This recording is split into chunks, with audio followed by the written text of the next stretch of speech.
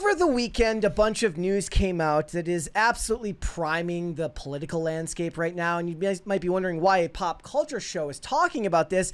It connects to Coachella because what we found out was that 60% of the tickets bought for Coachella were financed. So imagine all of those people who go to a live event where a bunch of musicians and punk bands prime you with political rhetoric, all to then be given a speech by Bernie Sanders about social justice.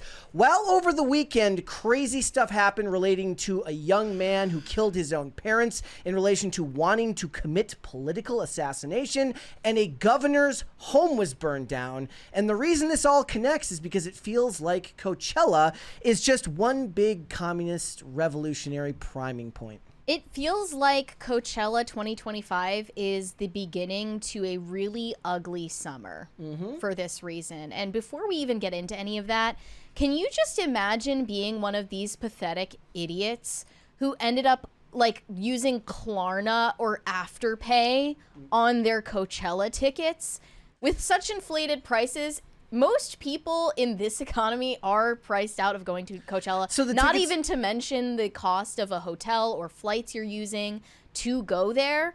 But 60% of them, the majority of people who are paying for tickets, who aren't either, you know, performers or people who are paid to be there for PR reasons. So the tickets are like $600, but then they're paying over $1,000 with hotel and everything else. Of course, unless you're camping out in a disgusting tent somewhere. But like the majority of people going to Coachella for a photo op, it's usually because of that, because everyone knows you don't go to Coachella for the music. You're going for the photo op and you can't even afford to be there. Yep. So just based on that alone, you know that there is a lot of resentment in the crowd that is attracted to an event like this. And this was the perfect breeding ground for leftist indoctrination, starting with this performance by the Circle Jerks. Frontman Keith Morris made a public statement at the end of his song, his rendition of Coup d'etat. He ended with the words, "kill all."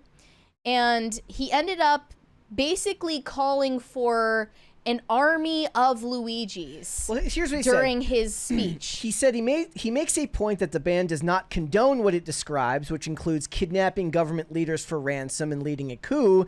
He says, quote, "That song, that last line ends with kill all. It's a pretty effing ugly statement. In ugly times, do not think that we encourage that. However," remember, there's the however. Yes. Then he went in a different direction saying, what we do encourage, what would be totally effing happening, would be an army of Luigis, referring, of course, to Luigi Mangione. Okay. So what he's does that basically mean? Inciting people to it's the do same thing, assassination attempts. It's the same thing that Bill Burr has been doing. Yeah. It's the same thing with Taylor Lorenz saying that Luigi Mangione has good morals. It's the late night shows not taking it seriously. All of this, now I want you to imagine all of this on top of more acts having such speeches related to Palestine, related to Margaret Thatcher. Well, I want to add before we move on from this example, Keith Morris also made a call out to his sister, who voted for, quote, that guy, as he put it, a nod to Trump, and he briefly recounted that he could no longer visit his sister, describing her as a white Christian nationalist. So we're promoting the breakdown of families, we're promoting violence, and basically people are losing their effing minds. This comes as no surprise, though. Billie Joe Armstrong was the headliner in Green Day was the headliner for Saturday, and they do this stuff a lot in their concerts. It's not just this one-time thing. They change their lyrics to be as politically incendiary as possible, and they change the lyrics in Jesus of Suburbia to make a reference to the Israel-Palestine conflict. I'm guessing so that they can virtue signal to a younger audience in defense of freeing Palestine. We have another 20 from Value in You. Mary, serious question. Tim gave you a shout out on IRL for saying nothing ever happens, which I largely agree with. Do you still feel that way going into summer given current events, Tesla stuff, Coachella, etc.? I feel like when we talk about that, we mean more like on the government side of things. Nothing Right. ever. So when I think of that, and I'm not trying to answer the question for you, but like what I feel like a lot of times it's like, where's the Epstein list? That was supposed to happen. That never happened. No, I agree. Yeah. It really refers to more so like actual policy instead of random chance events happening. Like clearly the last less than a year has been full of natural disasters and assassinations and insane stuff happening, but not on the side of like actual change fomented in the government. Correct. But here is what they did. During the band's opener, American Idiot, Billy Joe Armstrong repeated the same lyric change he debuted during their recent New Year's Rockin' Eve with Ryan Seacrest appearance. I'm not a part of a redneck agenda. He changed to I'm not a part of a MAGA agenda. And the crowd went wild. And then another updated lyric was from Jesus of Suburbia. He changed the line, running away from pain when you've been victimized, to running away from pain like the kids from Palestine. Tales from another broken home. Wonder if he You're so cringy. Wonder if he like went through the song set and was like looking for one that rhymed. No, he was. You know that he was, which makes it even more cringy. Like how premeditated it was and how he thought he ate after doing it. And everyone just loved it.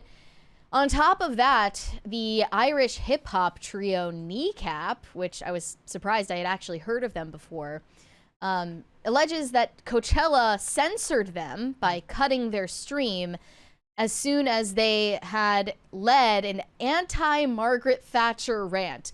Just so you know, this woman hasn't been in power for decades and has already been dead for over a decade. They said that they cut it during they had a message about Palestine that got cut.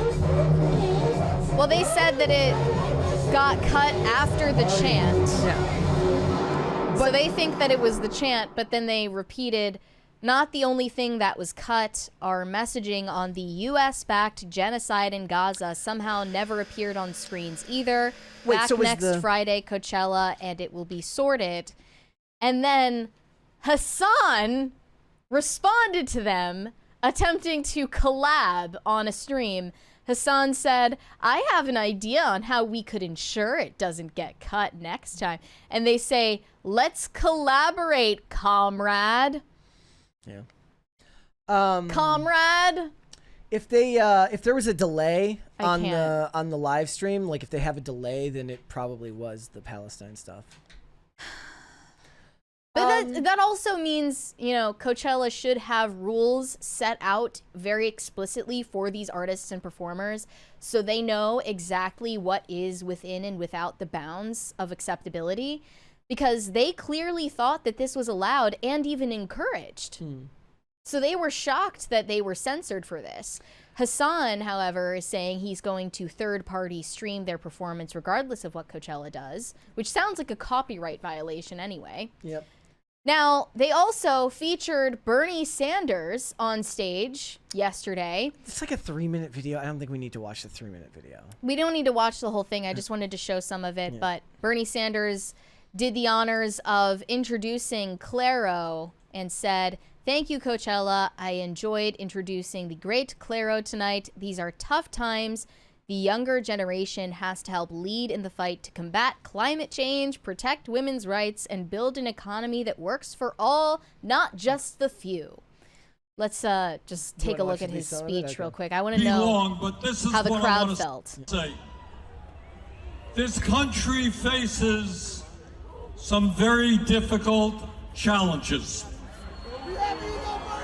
We love you, Bernie. And the future of what happens to America is dependent upon your generation.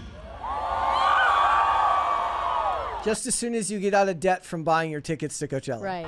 Now you can turn away and you can ignore what goes on, but if you do that, you do it at your own peril. We need you to stand up to fight for justice. All right. Okay.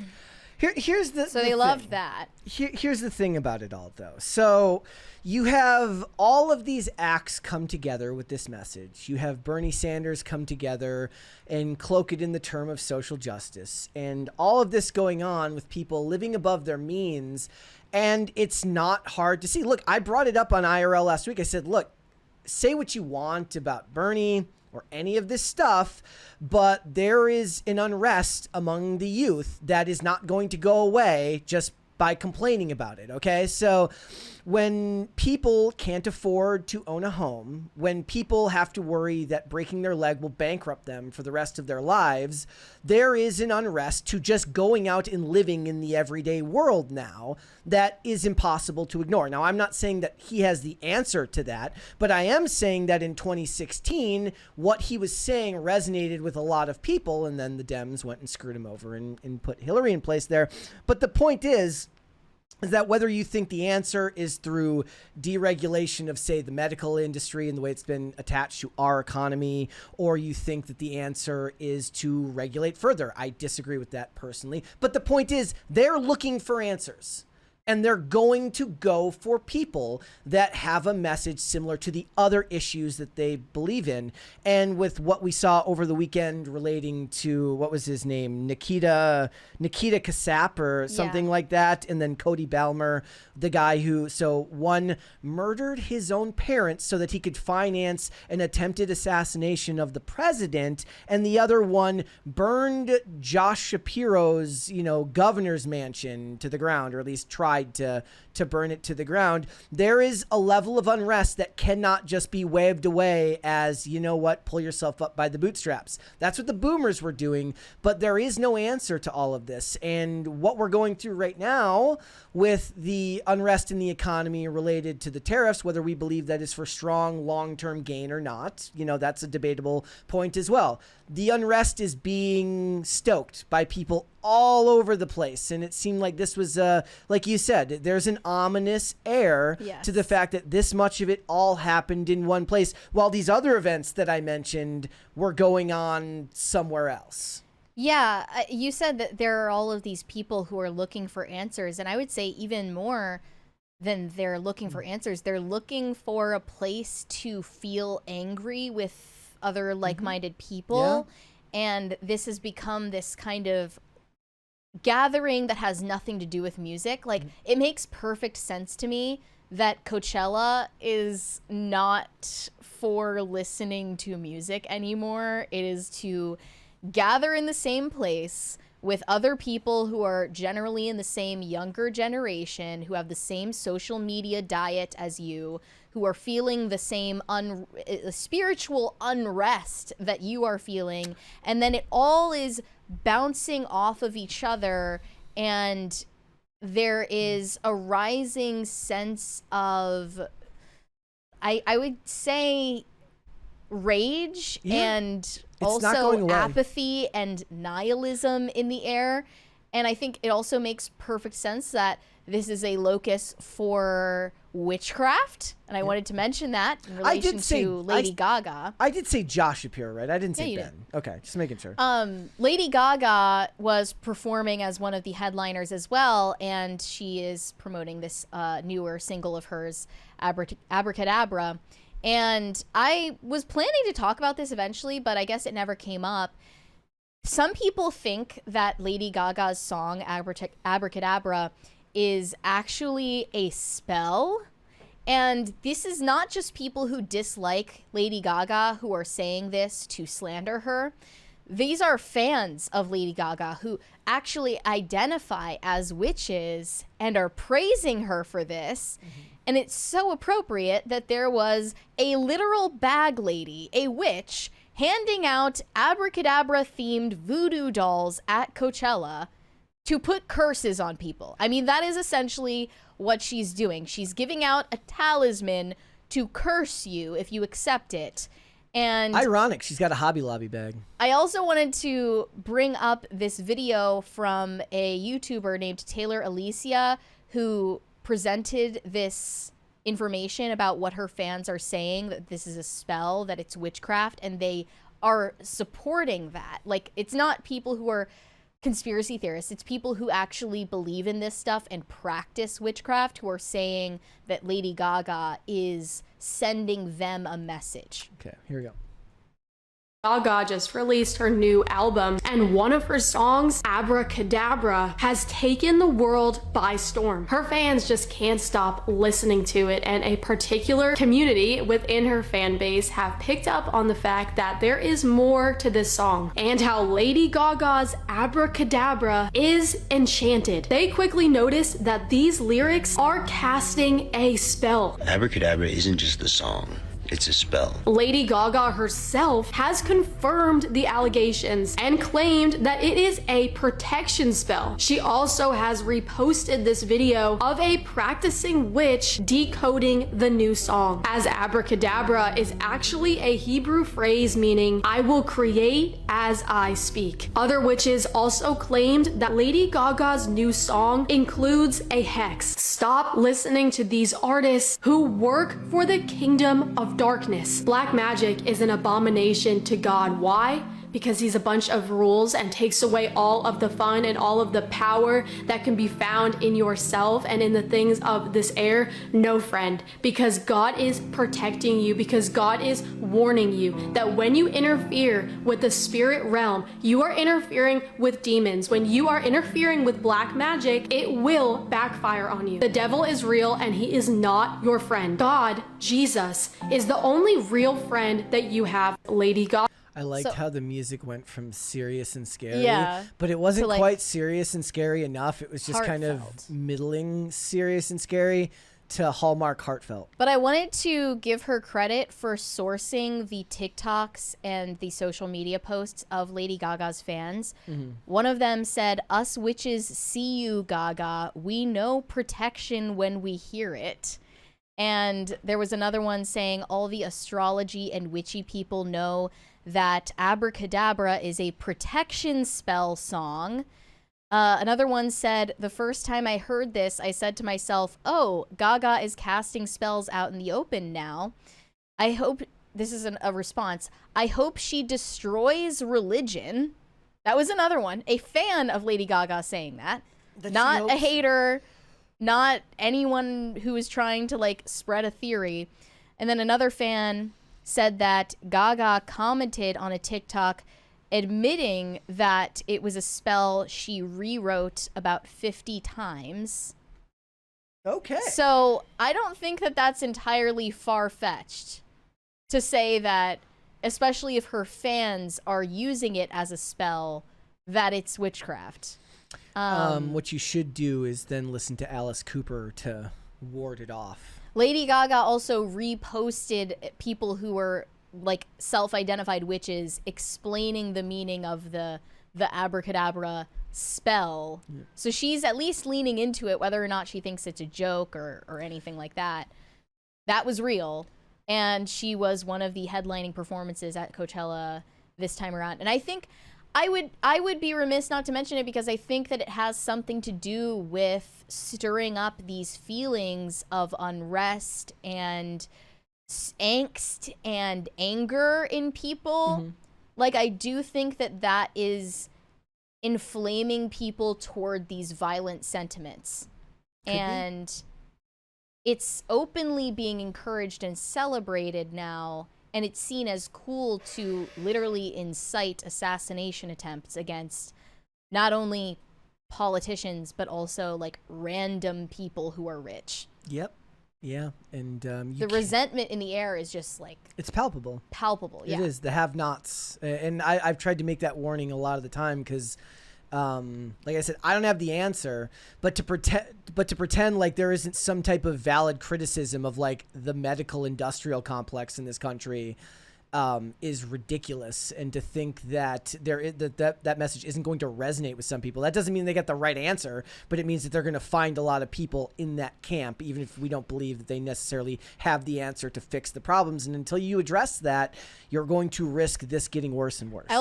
Thanks for watching. Listen to full episodes of Pop Culture Crisis on Spotify. Keep up with us on social media and make sure you subscribe and ring that bell so you never miss the show. Bye, guys.